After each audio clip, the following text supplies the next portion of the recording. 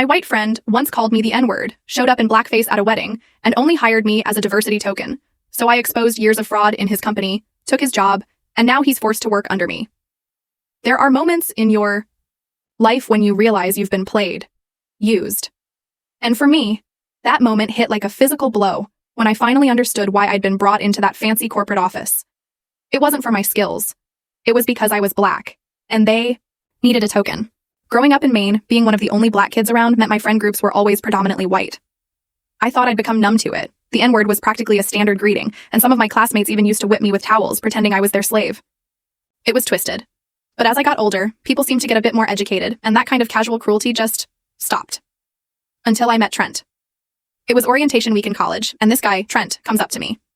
The very first thing he says, "Wow, is that jumper cotton? You must have picked it yourself." My blood ran cold. I didn't laugh, I just glared. He must have taken the hint because he actually shut up for a couple of nights. Then we ended up at a frat party.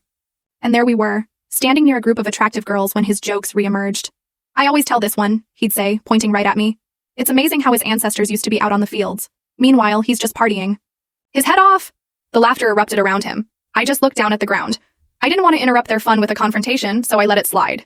Big mistake. Once Trent figured out he could get girls' attention using me as the punchline, he wasn't backing down. The entire night turned into an escalating nightmare of me being the butt of every racist joke. By the time we were leaving, he was straight up calling me the N-word with the hard R. So on the Uber ride back to my dorm, I fed him water and bread. I wanted him sober. As soon as that car pulled away, I swung. He was lanky, so he stumbled backward, a fake surprised look plastered on his face. I told him, right then and there, that if he ever pulled anything like that again, we'd never speak. He apologized, of course, blamed it on the alcohol. And honestly, his bruised face made me feel a little bad. I ended up forgiving him.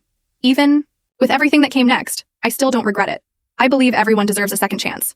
A few months later, he invited me to full story video added in below.